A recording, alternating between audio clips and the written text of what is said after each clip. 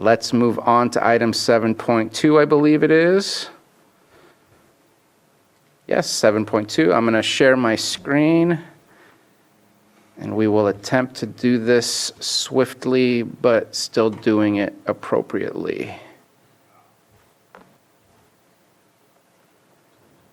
Okay, so this is our annual PEG update through our agreement that we have between the two cities and the county. This is supposed to be done in the month of April. Just to let you know, as I've been going and reading through the agreement, there's certain changes that I am going to propose that we make, and that'll come back at a later time. There's certain things that request that we submit a budget to the county by March. We're not ready by March to submit a budget, and so there's little things like that that I just want to make sure that we are meeting the agreement that we have resolved, and so an amendment will be coming soon. Our board members have not changed greatly in the last year or so. Right now, representative from Clear Lake is David Claffey. Representative from Lakeport is Michael Froyo. Our education representative is Kevin Mack, and I apologize, Kevin, for not fixing the typo on your name, and I am the board's representative for the County of Lake. We still have one vacancy. We are looking for somebody to join, and without being too forward, we are looking for a female participant to join our team so that we can at least create some diversity within our group. Our station manager is Thomas DeWalt, who has been holding the fort down, programming the TV station and ensuring that all the hardware functions appropriately. And then we also have a chief editor, Adam Giordino.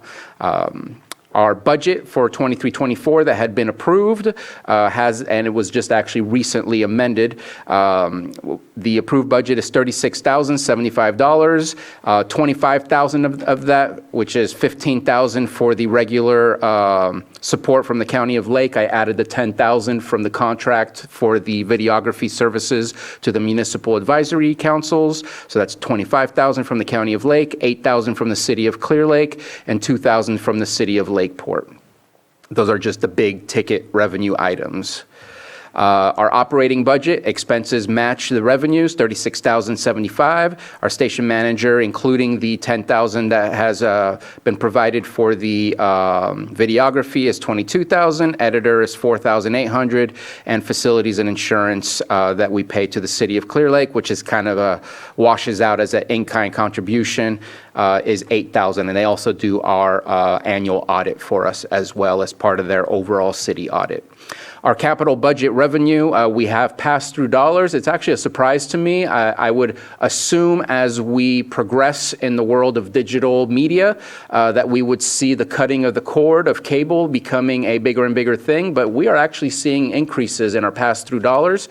It's quite a surprise to me. I thought we would see either a major drop-off or at least some sort of drop-off, but we are still getting, it was $56,000, now we're up to over $60,000. And so what we've done is we've just allocated $60,000 that can be placed into our equipment. Capital budget is restricted on what it can be spent on. We actually spent about $16,000, I think, on the AV unit in order to support the Max with the videography services that we've provided. Our current activities is we support local events. We have a sound system and are able to do videography. We do support we have a amazing sound system and support the concerts in the park in the City of Clear Lake. We are continuously offering those same services to the City of Lakeport, Lake County. Anyone can go ahead and call us. There is a cost for using the sound equipment in order to ensure that we have a technician, because it is high-tech sound system. We want to make sure it's used correctly, and also in order to capture some dollars to be able to put that into our bank so that we can upgrade and repair the system as needed. But if you are having a concert and you want to utilize this sound system, please do reach out to PEG. Whether you're a nonprofit or a local government agency. We are also, because of our contract with the county, supporting our local Max with the mobile AV unit. We'll discuss that a little bit later. And what we're seeing is we started off with 4 of the 6 MACs, and eventually the Middletown Area Town Hall took interest to the mobile AV unit and contacted PEG, and now we are also doing the Middletown Area Town Hall. And I know because of the interaction we had with the general plan at the Lower Lake Community Action Agency, that they are having some interest in making sure that PEG is also there to provide the same service. We did create new revenues because of this videography agreement, and in fact, it's even alerted others that were available. So the Farm Bureau has reached out to us, Lake County EDC, Economic Development Corporation, has reached out to us, and the Chamber of Commerce has reached out to us in order to provide similar services. And so we are expanding the knowledge of the availability of PEG services, which is great. Also, we have our website, lakepegtv.com, and we are doing our best to keep that updated with everything that's going on that's PEG related. When we did the original contract for the MACs, I had promised that I would bring back some details of how things are going. And so this identifies all of the MACs that we have been doing work for. I did not put in any of the general plan stuff that was paid by a separate contract through community development, unless it happened to land on a normal day for the MACs to get these services. I know I have had discussions with admin to ensure which bucket are we using for this and which bucket do we need to create a new contract for. And so as you can see, these are the details. We can go through those by just reviewing the presentation that's attached to our agenda. But overall, 37 total recordings, 160.5 total hours spent, total recording cost of $6,420, and an equipment lease cost of $1,850 for an overall total of $8,270. And that is the cost. We started in June, so we kind of had an extra month in there because we were really late in getting our equipment together and trying to get things prepared to get started. So this is for about 11 months worth of services. I did just submit an invoice for April. There'll be another one for May and June, and there may be a need for me to come back to see if there needs to be a amendment to maybe 10,500 or 11,000 in order to ensure that we cover the costs of all the services for the year, because our contract only goes through 23-24 and is a maximum not to exceed 10,000. But I wanted to make sure and be transparent and share the level of work that we've been providing and working with the county to create better transparency, historical archives, and everything else that we had discussed when the original contract was approved. Our future activities, we're still wanting to fill in the vacant seat. We want to work with our schools. In fact, there is something in our agreement that I recognize, I didn't add it to this, that we also want to work with our library. And so I'm going to approach Christopher Veach, our librarian, and see how it is that PEG and the library can work together. I am also throwing around some ideas with First Five. There is a monthly book of the month, and if we can get somebody who can represent a specific group that can read the book in front of the camera, we can go ahead and post those on PEG. We used to do that, not we, but First Five was doing this during COVID-19 at one point in time, inviting people to go ahead and read children's books. And I don't know if you guys received, random topic, I don't know if you guys received a book from the NACO on explaining the counties, but that to me is one of those books that I think would be great to read. If you haven't seen it, please look for it. They should be in your inbox. I thought it was one of the most amazing things. Side note.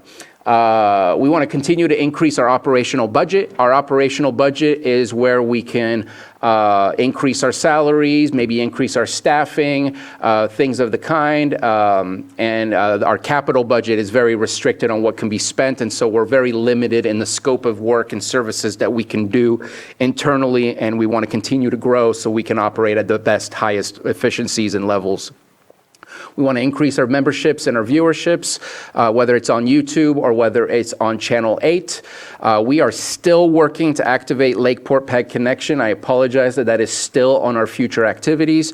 There has been some pretty major upgrades that has occurred within the city of Clear Lake's studio. Here in our chamber, I believe we're done with those upgrades. And for some reason, we got as close as everything working for Lakeport, but for some unknown reason, the sound was not coming through. So now that everyone's been upgraded, that leaves Lakeport last. And so now we can really focus on just bringing that conversation to an end and making sure that that goes live. And of course, we want to pursue partnerships. And one of those is, I just had a meeting recently with our local community radio, KPFZ. We are going to analyze, it's been approved to move forward to at least analyze and see what the potential is. PEG would pay for the capital improvements to the KPFZ studio for sound and video, so we can now create podcasts, use those podcasts and put them on PEG, and obviously KPFZ can use those podcasts however they want. We could put it on our YouTube channel, and it's gonna be a voluntary thing. It doesn't have to be every single show on KPFZ as a podcast. It could just be that we get one a week that becomes a podcast that we place on PEG, but we're looking to build that relationship. And one of the things that I thought was really interesting, and we had not thought of it during our initial discussions at PEG, was KPFZ mentioned the emergency use of KPFZ, and that this could potentially lead to a connection, a live feed connection during emergencies. So not only is KPFZ on the radio live with some updates on what's happening during emergencies, but also we can go ahead and utilize PEG for the same purpose. And I think that's kind of an exciting scenario, especially if we can invite folks like our sheriff or our OES to speak on behalf of the county and what's happening during those times. And so at this moment in time, that's it for our annual update and our annual report. I do want to open up for part B of the conversation, which is I can easily put an item on the agenda to bring a contract and look at extending services for PEG, for MAC, but I kind of want to get a feel of how is that working for you guys? How do you feel about it? My thoughts were instead of a one-year contract, maybe looking at a 3-year contract and still looking at 10,000, since I think we can do better, be more efficient, depending, of course, if we add the BVAC to that, if that's an interest of the new Municipal Advisory Council. But I wanted to hear from you your thoughts on me bringing back a contract for further extension of that service. And that's my report.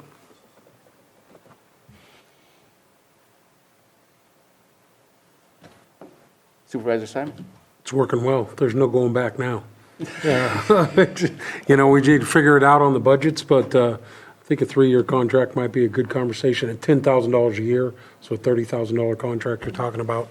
But hear a lot of good things. You know, I know the Old Town math likes having the opportunity. There are challenges. We all know that with whether it's Zoom or whatever wasn't working that night. But they like having the recording, so yeah, I'm interested in having the conversation. Okay.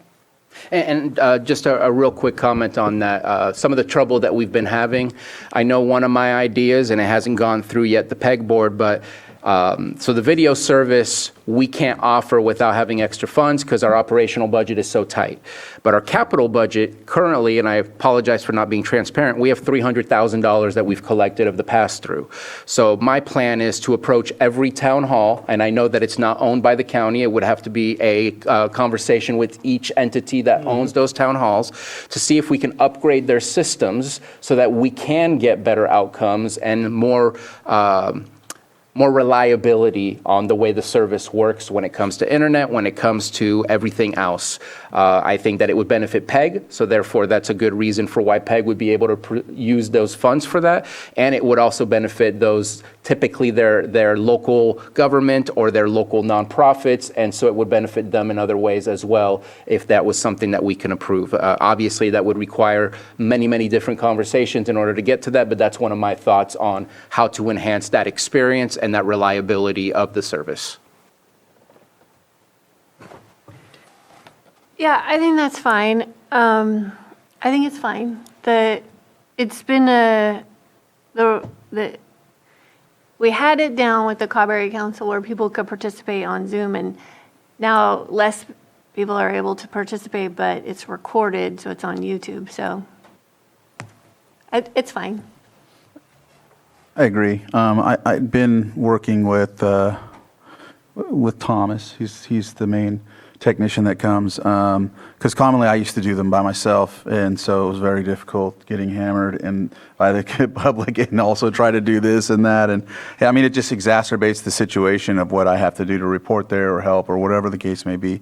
So it really did do a really good service. I do understand that there's been difficulties, but at the same time, in working and seeing what Thomas is dealing with, it has to do with the actual capacity of what each area has when it comes to that. It's not necessarily for example, in Lucerne, they have a really good system in place when it works.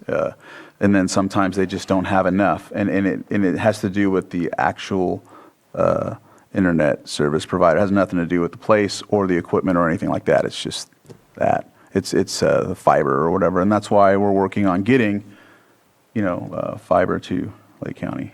And I really feel, and I appreciate all of the feedback, I really feel that I need to do a better job, at least as the chair of PEG, to reach out to MediaCom, because we are kind of an extension of MediaCom in a way.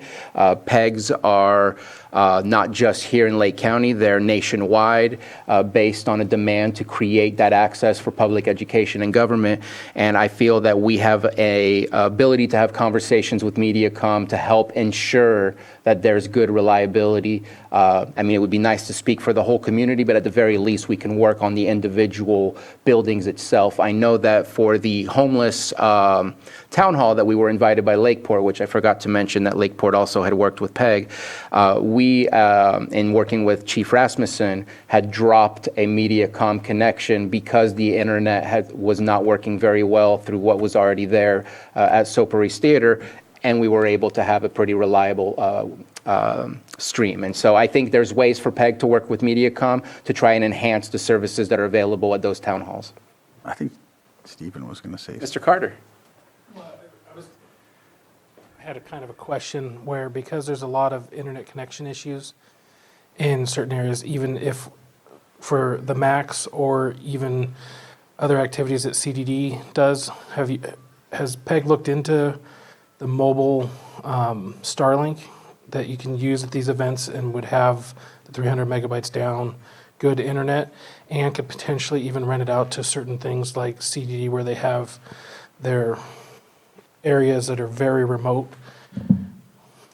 Possibility. We had not thought of that. I know that I was just having a discussion with Sam Houston earlier today about the mobile Starlink, but definitely something to look into. I think first and foremost, I would start with MediaCom, just because, again, we are somewhat of an extension of MediaCom, and making sure to see what's possible before expanding out further. Anything else before I open it up for public? I agree with the MediaCom conversation. This is, there are a lot of grants and opportunities out there for connectivity. We're not asking to connect the whole community up, just these specific areas to spread the word. So I think that's a great conversation to start there. All right. It's a very good cover. They have a very good backup too. So they're like, we can't, as of right now, live stream, but it'll be on Zoom, or not Zoom, it'll be on YouTube, so you can look from there. Yeah, and I know that we definitely hit that wall hard with the general plan conversations, especially in the new buildings that we went to that we've never really had the experience of being there. It was kind of an unknown, and I think the majority of them went without the Zoom access and things like that. So we need to work on that reliability. I'm going to open it up for public comment. We have Betsy Kahn.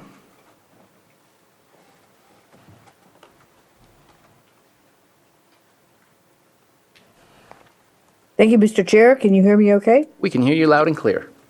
Thank you so much. Now, I really can't argue with any of the great improvements that have been made. And certainly, Supervisor Spatier knows that I am wholeheartedly supportive of the project that he proposed to KPFZ last Thursday evening. I'm looking forward to it. I've been in favor of creating a radio and television partnership with the PEG TV providers since 2010. On the other hand, I have to explain to you that in no way are these meetings adequate to provide participation, real-time, live participation in the meetings through the remote virtual software programs. We can watch something. We can sometimes try and raise our hands. We're not allowed to use the chat window, which would be a way of informing the broadcasters of broadcasting difficulties. There are certainly levels of Zoom software packages that can be purchased that are very highly sensitive to even HIPAA restrictions. And I would encourage you to consider that these are not tools that can be used by disabled people, and that you have to include those people like me who have good contributions to make, but cannot use the tools that you have. Thank you so much. Thank you. And I do know that we did recently switch over to what we had intended to use, which was the webinar Zoom, which is what we use here currently in the chamber as well, where it does have those restrictions. But maybe we can play around with the exact restrictions, because I think there might be some play there. Phone 6205.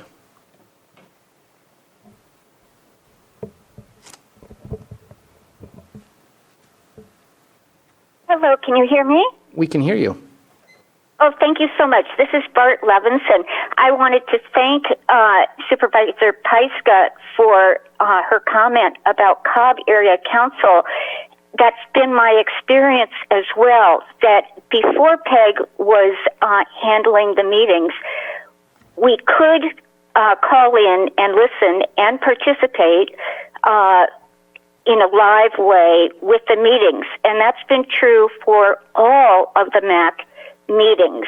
And so from a consumer point of view, a citizen point of view, I'm not sure that the supervisors are aware of this is an enormous change since PEG took over, and it isn't working yet. I know it can, but it isn't yet.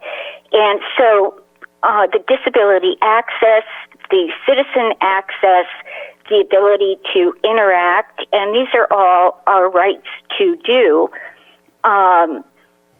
they need to be also in place. And my request would be that you have somebody in PEG who's monitoring the meetings, who can get feedback from somebody like Betsy Kahn about what is or is not working. Because when you are running a meeting and it isn't, we can't hear it, or we hear it and then it's cut off, we really need to be able to inform you so that that can be fixed. So the Macs were doing better handling their own Zoom than the PEG has been doing handling it for them from a consumer public point of view. Thank you. Thank you for your comment. And that is all for public comment at this moment in time. And I do know that it is not perfect. I know that there are issues, sometimes technical issues within Zoom, sometimes technical issues within hardware.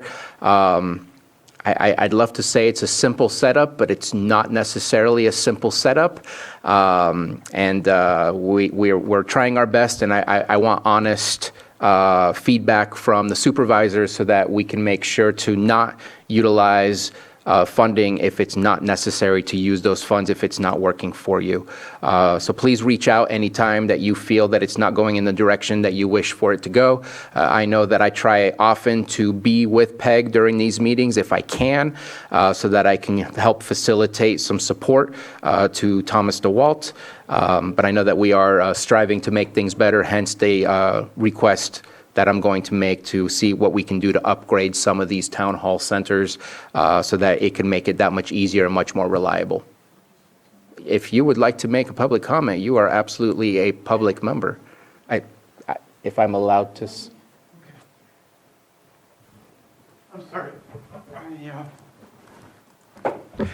Having been the architect of that system, I just need to let everyone know that it's not the equipment that ends up being the problem. The problem ends up being the various service providers.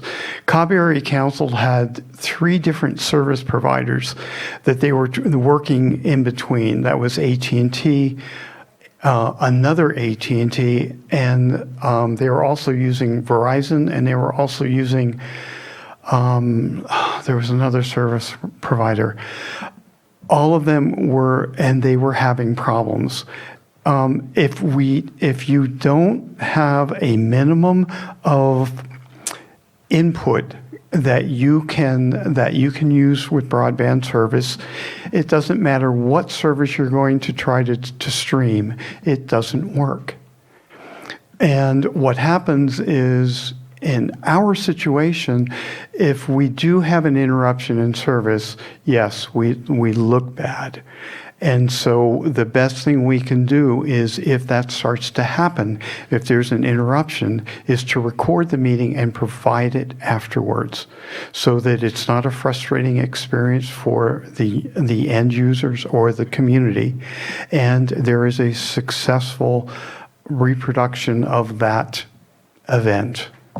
So I just needed to say that it's not PEG's service, it is the internet service provider, and there are many, and all have had challenges.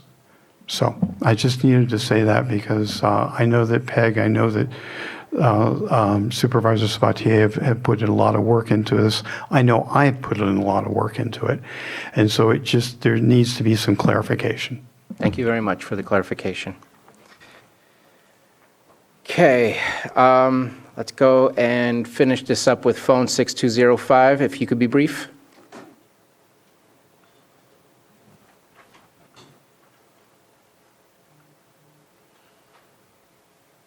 Thank you. Can you hear me? Yes. Thank you very much. Well, it's become clear to me recently that this is a disability issue as well. I have become disabled. I've become homebound, and I participate civically, and I want to continue to do that. And it isn't just an internet issue. There is something going on where the town halls could operate their own Zoom by themselves, and it worked better before PEG than it is working now. So there is something about whether it's a competition of the PEG equipment using more juice or whatever it is. What needs to be fixed is to correct, maintain, and ensure public access and disability access to these meetings. Thank you. Thank you for that, and that is absolutely our goal. Okay. And the town halls in my district didn't do their own Zooms. So I just wanted to note that. Okay.